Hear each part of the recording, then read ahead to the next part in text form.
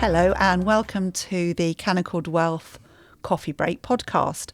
I'm Jane Parry and I'm the Chief Marketing Officer here at Canaccord Wealth. I am delighted to be joined today by Richard Champion, special guest star, who is our Co-Chief Investment Officer. So welcome, Richard. Thank you very much, Jane. And the first things first, the most important thing is, what is your coffee of choice? Well, I've been changed a little bit. I'm just back from a family wedding on the Algarve. Ooh, nice. And I've had a lot of very strong espressos. And so I've changed from my normal Americano to an espresso. That might explain why you're looking very sprightly this morning then. I'm looking very, very sprightly. Thank you. So, as you may know, the idea behind this podcast is to take a look at our weekly markets review that we send out to subscribers on a Monday weekly and dive a little bit deeper into some of the more interesting areas to get a better understanding of what the Chief Investment Office is thinking. So, without further ado, grab a coffee and listen in for about the next 10 minutes and let's hear a little bit more about what's going on. So this week, Richard, global equities have pushed higher and higher and are now reaching all-time highs. In my mind, as a sort of normal investor, if you like, they seem to be overly optimistic and missing some of the issues like the latest resignation of the Prime Minister in France, the US government shutdown, changes in US employment figures. So I'm just wondering, is there just a disconnect there? Why are the markets so comfortable and is their optimism justified? Yes, markets hitting all-time highs isn't necessarily an unusual thing. In normal times, it happens several times a year. And that's because the economy tends to grow over time, and with the economy, so do corporate earnings. So the equity market hitting all-time highs per se isn't unusual. Perhaps what's unusual is the strength of the equity markets, because obviously if markets are going up faster than corporate earnings, then the valuation of the overall market has gotten bigger. And that's where perhaps there is a little bit of complacency in markets, particularly centred around the technology sector where everyone's very interested in AI. So that's where the core concerns are for equity investors, that perhaps the market's getting ahead of itself. Okay, so pretty positive, but this just feels counterintuitive to me. So could the valuations themselves be a problem if they are too high? I'm quite an old person, so no one would ever say that of you, Richard. Surely not. I've been through almost 40 years of market cycles. And yes, sometimes valuations can be an issue. Perhaps the best examples, I should say, are in 2000 when the tech bubble burst and in the global financial crisis, where valuations on both occasions were very elevated and in themselves were a cause for concerns when other factors came on board to attack those valuations. High valuations can be sustained if you're in a very stable environment, and perhaps that's where we are now, but there's a lot of complacency around that topic right now. So going back in history, because I'm quite an old bird as well, what were those other factors that caused the sudden sort of downturn in the markets back in history? So in the tech bubble of the late 90s, early 2000s, the chair of the Fed, Alan Greenspan, at the time, had said in 1996, so many years before the bubble burst, that the market was irrationally exuberant, by which he meant that valuations were too high for fundamentals.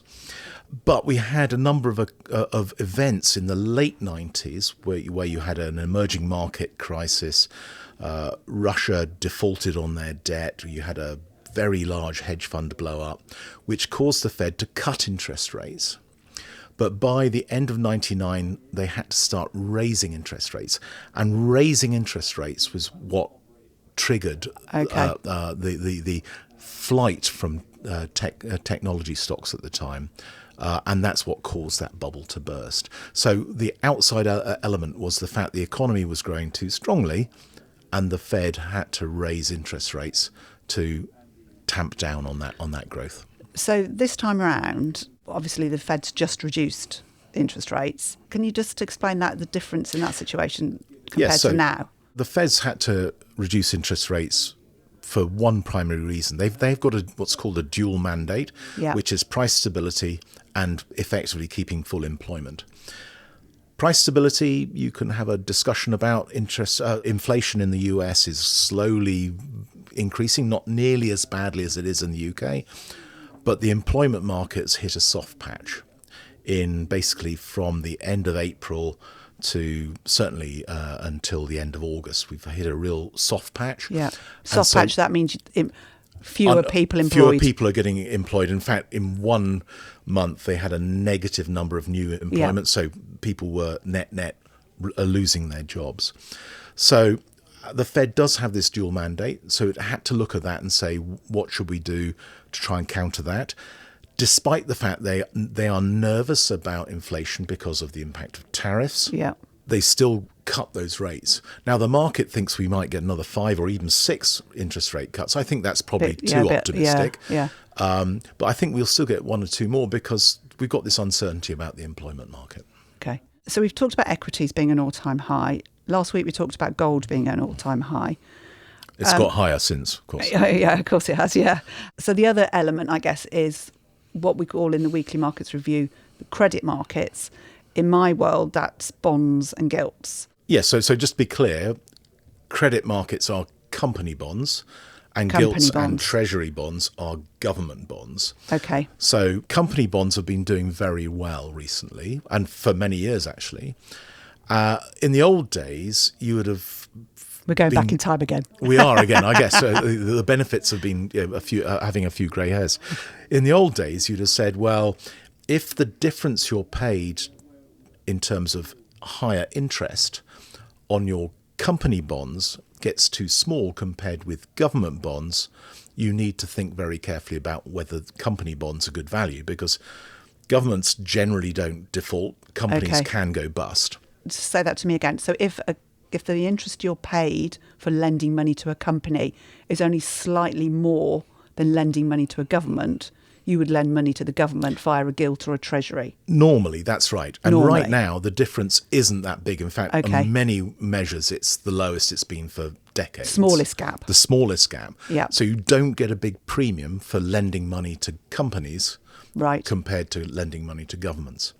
Now, there's a very good reason for this, which is quite simply that governments since COVID have been borrowing enormous amounts of money, whereas companies are actually in quite good nick financially. Yeah.